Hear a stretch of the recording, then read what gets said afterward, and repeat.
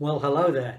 I'm Garth Delican. I'm the lifestyle guy and I'm the UK's leading lifestyle expert. And I'm here to talk to you about the myth of work-life balance. That's right, you heard it correctly. The myth of work-life balance.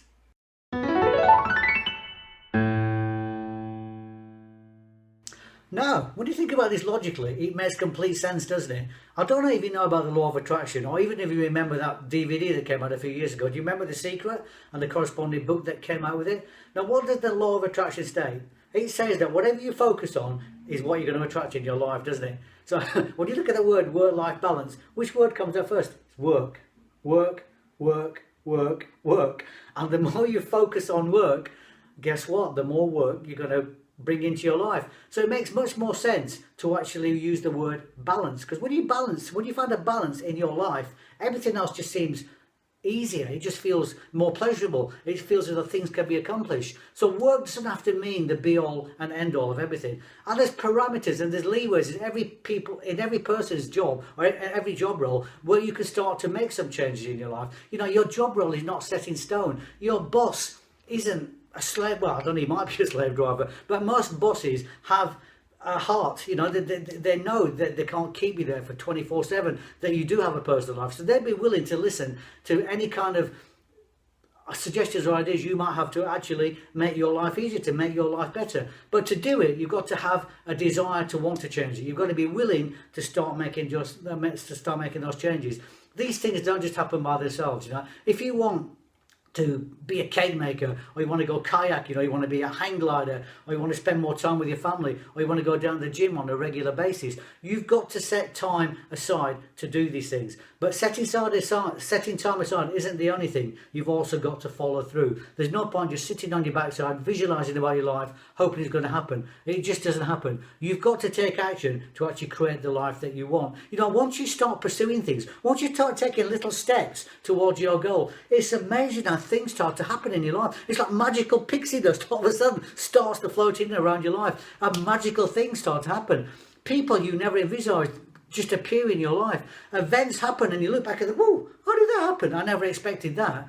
But you can't begin this journey unless you start to make significant changes. Not even significant changes, just small changes in your life that you can follow through with.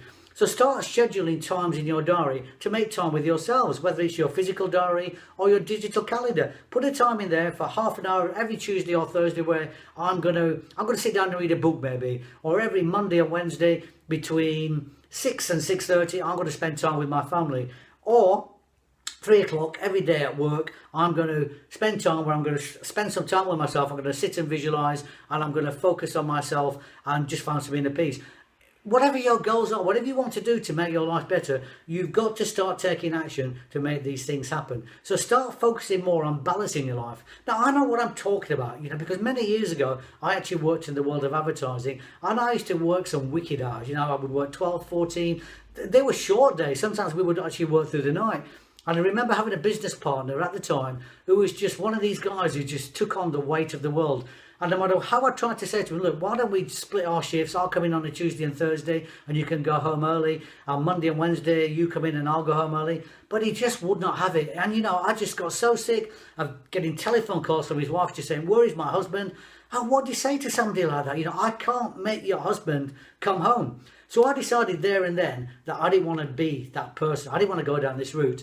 And my wife had just fallen pregnant with our first child. So I made a decision that weekend that I was going to come in, sit down with my board of directors, and I was going to lay down some ground rules. Now, laying down ground rules and having parameters around yourself are really important. We're going to cover that in a different video later this month. But initially I said to them, look, my wife is pregnant with a child. I don't want to miss the child going out. So every day from next week, I'm only going to come in at 10:30 because I want to spend time with my wife and my baby. And furthermore, at 2 o'clock every day, I'm going to go down the gym. No, they didn't like this. Believe me, they really did not like this. But what were they going to do? I was the studio manager. I was running the business. But believe me, within a very short period of time, it was 3 months, maybe 4 months, it just became routine. They just didn't question it anymore. And the great beauty of this was, a year later, when my daughter was born as well, all these ground rules were in place, so I didn't have to go through the rigmarole again. You know, and this paid dividends in my life, because over the ensuing years, I spent so much time with my son and daughter. It was just wonderful. I used to take them to school in the morning, get them dressed, give them breakfast, and it paid dividends, because now my son and my daughter, they're grown up, but they're two of they're my best friends, and this would never have happened if I hadn't laid down the ground rules all those years ago. So I urge you now to start taking action. You know, life is so short. It's gone in the blink of an eye. You know, before you know it, you're 30, you think you've got your entire life ahead of you. Then you're 40 and you're 50 and you're 60 and you're 70 and you're not old and life's not over, but it's like, whew, where's my life gone? Can I have another one, please? You remember that John Cleese sketch? But you can't get that time back. So if you want to have quality to your life, you've got to start taking action now. Now, I don't know you personally, but I do know I can help you. And how do I know that? Because one, I've done it for myself, and I've done it over several different occasions, and I've also helped hundreds of other people. So if you do want to start taking action, if you do want to start making changes in your life, there is a link on below this YouTube video, and there's a free PDF that I'm giving out, which is my Now program, which is short for my Nuggets of Wisdom. It's a complete free giveaway, but it will give you the starting point to start making the changes in your life that you're looking for.